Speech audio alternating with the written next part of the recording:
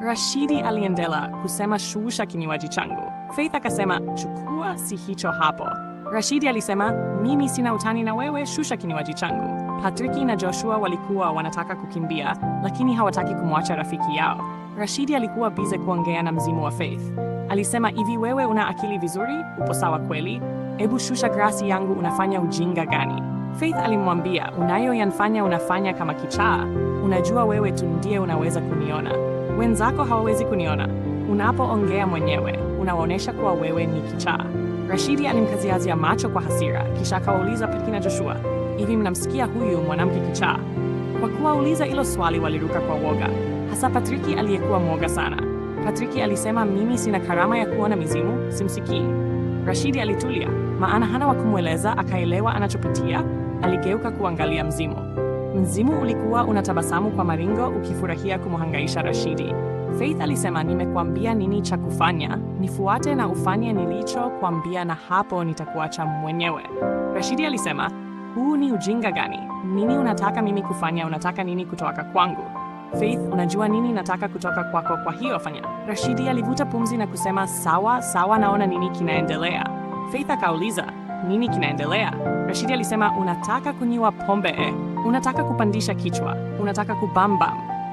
Wakati huo Patrick na Joshua wapo wanajionea hayo maajabu ya mtu kuongea na upepo, lakini walikuwa kama wanataka kupaa. Rashidi alimwambia Faith, ni sawa, furahia, pata kilevi, labda ukishalewa utasinzia mbele ya rafiki zangu wakuone.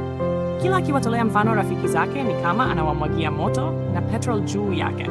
Faith hakuwa na la kusema, alikuwa kimya akiangalia watu hawa wanavyohangaika na Rashidi akihangaika kuongea. Siku nyingine Rashidi aliamua kujaribu kwa mara nyingine kumfuata aliyekuwa mume wa Faith. Awamu hii aliamua kwenda na gari lake la kifahari. Alipaki karibu na gari la Alex. Baada ya kupaki, alisogelea mlango na kaanza kugonga. Aligonga mara kadhaa. Alex alitoka nje. Alishangaa sana na kusema, wewe tena, umefata nini hapa nyumbani kwangu? Rashidi alitulia na kumsalimia, habari za asubuhi. Lakini Alex hakuonesha hali ya kutaka kumsikiliza zaidi. Alisema, habari gani? Niambie unataka nini nyumbani kwangu? Rashidi alisema, najua kuwa huwezi kuniamini, lakini nipo hapa ili uweze kupata binti yako. Na hapo ndipo Alex alitulia kidogo na kuuliza, wewe umejuaje? Unajua nini kuhusu binti yangu?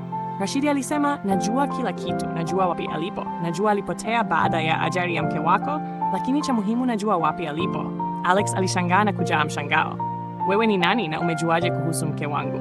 Ndipo Alex aliona amkaribishe ndani huyu jamaa anayeonekana kujua kuhusu mke wake na familia kwa ujumla. Rashidi alimweleza kila kitu. Alex akamuuliza, kwa hiyo unasema yote ulioniambia ni mke wangu amekwambia?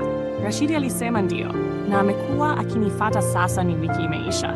Mke wako anataka umpate binti yako na kumrejesha nyumbani. Tafadhali naomba unisaidie, maana huwezi kuniacha kama usipokubali. Mimi nimechoka. Wakiwa wanaongea, Faith alitokea akiwa amekaa pembeni ya mume wake. Rashi alisema, mke wako sasa yupo hapa. Alex alisema, sijakuelewa, una maana gani? Unamaanisha yupo hapa? Rashidi alisema, ndio, yupo karibu na wewe ulikaa. Alex alihisi machozi kumlenga kama anataka kulia. Alianza kusema, mpenzi wangu, sina uhakika kama unanisikia, sijui kama upo salama. Rashidi alimwambia, yupo salama, yupo sawa. Mimi ndio sipo sawa. Niangalie, unaona mimi nipo sawa. Sili kwa amani, silali kwa amani. Alex alihisi kuishiwa nguvu, akajitupa kwa unyonge kwenye sofa. Kisha akamwambia Rashidi, nipeleke kwa binti yangu, lakini siamini unachosema. Sijui nini nitafanya. Sijui hata nitakufanya nini kama nikuta unachosema ni uongo. Rashidi akasema, ebu nitazame, ninaonekana kana kama mtu wa utani. Niacha mambo yangu muhimu nije kutaniana na mtu hata simjui. Alex akasema, sawa, twende, lakini nipe muda kidogo. Alex alinyanyuka, alishukua simu na fungua za gari, akaelekea chumbani kwake. Faith alipokuwa amekaa, alianza kutabasamu. Rashidi alipomtazama alishangaa na kuuliza, nini hiki? Wewe si ni mzimu? Mbona unamwangalia hivyo huyu mwanaume? Faith akasema, huyu ni mume wangu Rashidi. Mume wako? Ndio maana unamwangalia hivyo kwa kumtamani Faith? Ndio Rashidi. Hawezi kukuona, hawezi hata kukugusa, kwa hiyo pumzika kaburini.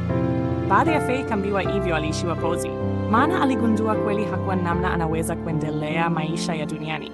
Rashidi aliendelea kusema, mzimu mpenzi, unaigiza ama mzimu wa mapenzi eh? Faith akasema, inatosa sasa, mbona unaongea sana? Ama unataka umalize kazi yako na naanze kukusumbua kwa kunisema? Hapo Rashidi alituliza mdomo, lakini wakiwa pale Alex alirudi. Rashidi alisiama, wakaelekea nje ili kuanza safari. Baada ya muda walifika kule kwa mama Lisa. Kama kawaida, Lisa alikuwa anapenda kuchezea mchanga. Alikuwa anachora kwenye udongo. Ile wanafika wanamkuta mama Lisa anakuja kumchukua akisema, mwanangu, chakula tayari, njoo ule. Alex alipomwona mwanaye alimkimbilia akiita Lisa, lakini mama Lisa alimficha nyuma akimkinga, maana huyu mwanaume hamjui. Mama Lisa aliuliza, wewe ni nani? Nataka nini? Alex alijitambulisha na kusema, mimi ni Alex na huyu ni mwangu, nimempoteza mama yake kwenye ajali. Tangu hapo nimekuwa nikimtafuta lakini sikumpata. Alex alipiga magoti na Lisa akamsogelea na kumkumbatia kwa furaha. Lakini mzimu wa Faith ulikuwa umesimama tu. Ukuangalia, hata Rashidi na mama Lisa walibaki kama watazamaji. Ingawa mama Lisa ni kama hakuwa anajisikia vizuri kwa baba wa huyu mtoto. Kuonekana baada ya muda waliamua kukaa chini na kuongea vizuri na huyu binti tunayemjua kwa jina la mama Lisa, wakitaka kujua ilikuwaje mapaka akampata huyu mtoto. Je, mzimu utaweza kumwacha Rashidi? Na mama Lisa alimpata wapi Lisa baada ya mtoto kupatiaka? Nini kinaendelea? Karibu kwenye sehemu unayofuata ili tuendelee mbele.